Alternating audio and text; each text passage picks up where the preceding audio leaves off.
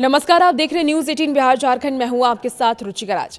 देखिए, middle east से इस वक्त की सबसे बड़ी और खौफनाक खबर सामने आ रही है। ईरान और अमेरिका के बीच चल रहा तनाव अब तक भीषण और खुले युद्ध में तब्दील हो चुका है।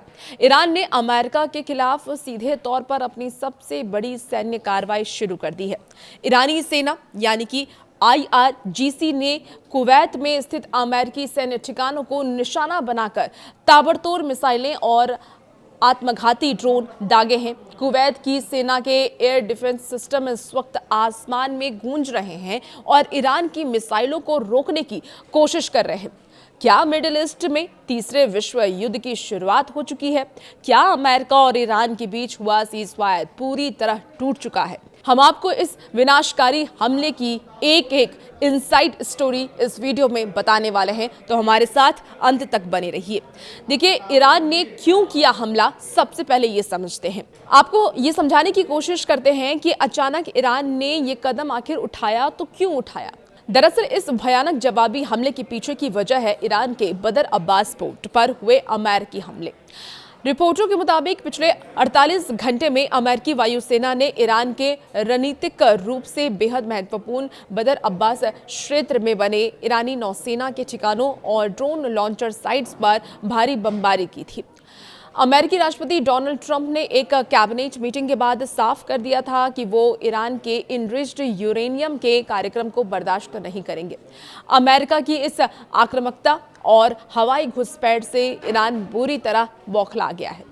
ईरान ने इसे दोनों देश के बीच अप्रैल में हुए सीज़फायर का सीधा उल्लंघन माना और ठीक 2 घंटे के बाद इसका बदला लेने का फैसला भी कर लिया। कुवैत का अल सलेम एयरबेस क्यों निशाना बनाया गया, वो भी आप समझने की कोशिश कीजिए। देखिए, ईरान की IRGC ने बाकायदा बयान जारी कर ये कहा है कि उन्होंने उसी एयरबेस को निशाना बनाया है जिनका इस्तेमाल अमेरिका के बदर अब्बास पर हमले के लिए किया गया था, और ये ठिकाना है कुवैत का अल सलेम एयरबेस, जहां अमेरिकी सेना बड़ी संख्या में मौजूद है।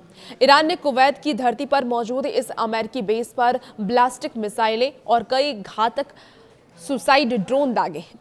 हालांकि ईरान की ओर से ये भी कोशिश देखी जा रही है कि वो कुवैत की सेना या वहां के नागरिकों को सीधे तौर पर निशाना ना बनाए।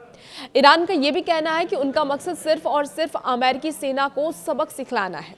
लेकिन चूंकि हमला कुवैत की जमीन पर हुआ है, इसलिए पूरे कुवैत में रेड अलर्ट जारी कर दिया गया है।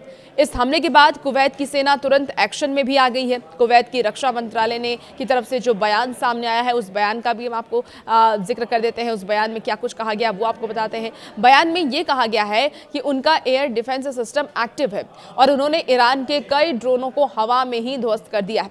कुवैत सरकार ने अपने नागरिकों से अपील की है कि वो सुरक्षा नियमों का कड़ाई से पालन करें और बंकरों या सुरक्षित स्थानों के करीब रहें।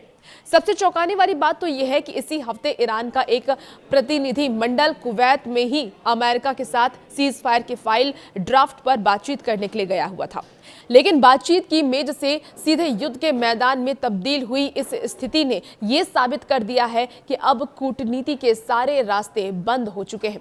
कुवैत पर ईरान के इस मिसाइल अटैक के बाद अब गेंद पूरी तरह अमेरिका के पाले में है।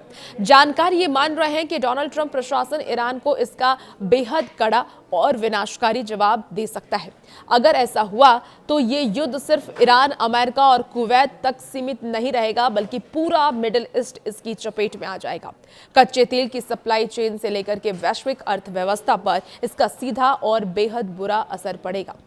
आपकी क्या राय है इस हमले को लेकर के? क्या ईरान का ये जवाबी हमला सही है या अमेरिका का बदर अब्बास पर अटैक? हमें कमेंट बॉक्स में आप ज़रूर अपनी राय बताइएगा। फिलहाल इस वीडियो में इतना ही। बने रहिए आप न्यूज़ 18 के साथ।